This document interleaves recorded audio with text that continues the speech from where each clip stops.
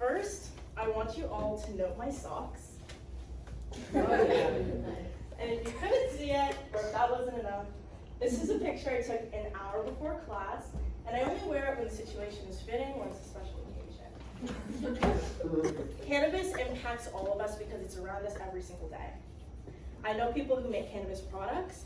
I've done a lot of research on this aspect, and I also grew up in the Bay Area where cannabis is very prevalent, wherever you are, and especially in Berkeley, which is where I used to hang out a lot. I'll be going over causes and harms to marijuana not being legalized for 18-year-olds, barriers as to why it's not legalized, and then solutions to legalizing cannabis. First, causes and harms. Teens will find a way to get absolutely anything that they want. Legalization reduces the amount of teenagers that go on sketchy drug deals behind CVS's, Walgreens, Jack in the Boxes, 7-Elevens, and they know where they're getting their products from now.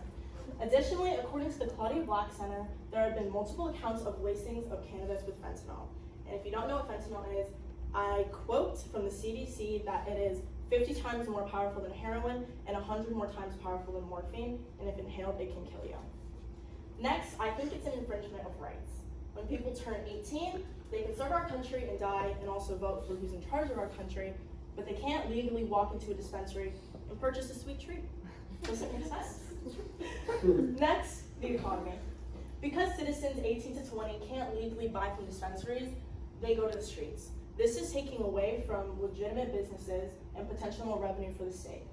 And according to the Marijuana Policy Project, it stated that legalized cannabis generated $3.77 billion in cannabis tax revenue. People buying illegal cannabis takes away from legitimate businesses because they end up not being legitimate customers. Next is barriers to legalization and why it's not legalized. First, the use of cannabis does impact the brain, and according to the CDC, marijuana affects the brain memory, reaction time, decision making, and coordination. And like any other substance, there is a chance of developing addiction or a misuse disorder. American Addiction Center says that 1 in 10 adults become addicted to marijuana and develop a misuse disorder. And also your lung health is impacted because smoking can harm cell linings of large airways and does have a long-term impact if not used correctly or misused. Some different methods, so you guys know what it is. These two up here are pipes, these are bombs, and as you can tell, people get pretty creative with it. It gets pretty cute, different colors, sriracha bottle. And then to the standard old J, little joint, wrapped in paper. And then Benjamin, of course, Benjamin. And this is the most common one that people own because it's very convenient and you can hit it anywhere. And then at the bottom is edibles. People make edibles with regular food or they use gummies. There is some slang to it as well that I'll go over so you guys are not confused.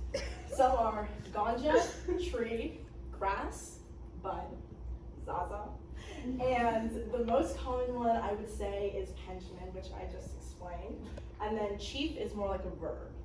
Like people say, do you want to go chief? That means you want to go smoke. Some benefits, guys. If marijuana was all bad, medical marijuana would not be a thing. And it can relieve nausea and improve appetite for people going through cancer treatments. It can help with anxiety. It can lower blood pressure and reduce inflammation in the body. And also it helps you make friends and bonds.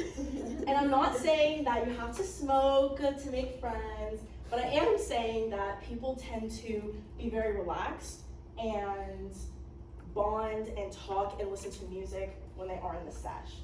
And so that does help. And then relaxation. A lot of people use marijuana to go to sleep and have a very deep, peaceful REM sleep. And then expansion of the mind. A lot of people also use marijuana to smoke and increase just their aspect of perspective. People use it to think about things in a different way. And then solution.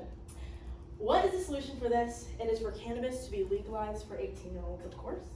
And you can send letters to California legislation proposing for legalization. And even though it does seem a little iffy, anyone can propose an idea. And then advocate. You can advocate for safe smoke sesh spots so you don't have to venture out into the depths of night to an unsafe and dark place to spark up. And then research and petition for cannabis to be legal for 18-year-olds. It's very important that you guys do your research on this because it can harm you, but it is good as well. And then I do want to be real because I'm sure a lot of you partake in this activity. If you do, that's beautiful. Absolutely no judgment. And I agree. But it is important to be safe and know where you're getting products from because like I said, people do end up lacing weed, and even if it isn't super common, it can happen to you, and you can be the person that it just happened to when you didn't think it would. And then also make sure you're doing it in safe spaces.